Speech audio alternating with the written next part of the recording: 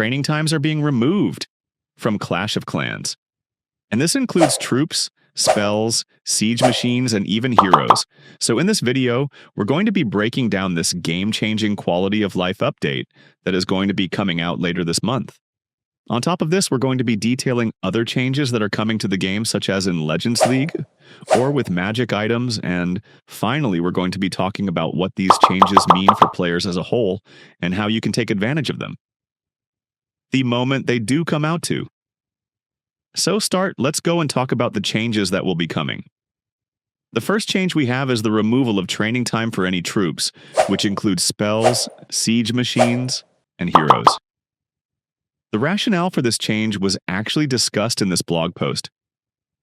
Basically, Supercell felt that waiting for your troops to train is a little bit of an older mechanic. So they want to speed up the game by allowing you to attack multiple times at once without having to wait for your troops now. This is an insane change, but it actually has a lot of effects across the game and touches different aspects of the game. First off, with unlimited attacks, will there actually be enough bases to attack? Yes, there will be, due to a concept called snapshot.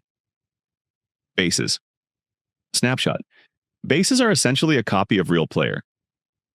Bases players can go ahead and attack and loot this base like normal, but the defending players will not lose any of their loot or their trophies. Now, this is not a groundbreaking concept, since Clan War Leagues and Legend League already uses this concept in the game. However, you should note that snapshot bases may not be available the moment the update comes out, because they still need to generate a few of these bases for players to attack. Next up, training potions and training treats are going to be completely removed from the game. So, if you have any of these lying around, do make sure to use them before the update drops. Just note that any training potions that you didn't use will simply be converted to gems. The Gold Pass bonus for training speed is also going to be removed, and it's going to be replaced by a perk which helps you with donations. On the topic of donations, since players can immediately make troops, now donations are going to cost Elixir and Dark Elixir instead of the time for your training. And note that we don't know how much. It's going to cost just yet, however, whenever you are requesting reinforcements. The time has now been set to a standard of 10 minutes. This is a change from before, where this was a perk for higher-level clans going back to the Gold Pass bonus. The time that you have to wait in between donations is going to be the brand new perk, where you get a decrease in that time. Moving on, let's go ahead and talk about trophies. Because honestly, it's probably kind of confusing how trophies are going to work, since players can literally attack 24/7. It's kind of obvious that trophies are going to inflate. So how is this going to be addressed? Well, trophies are going to be decreased for all types of wins, and especially for 1-star wins, so that you can't just do spam attacks without actually trying to beat the base to climb trophies. Now, this is just an initial survey, and Supercell has said in the blog that they will address it if trophy gain is too high or too low once the update actually comes out.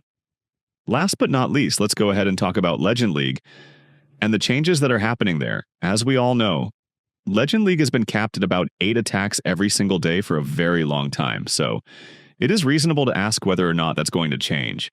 Now, according to the blog, most players actually don't even get their 8 attacks in every single day.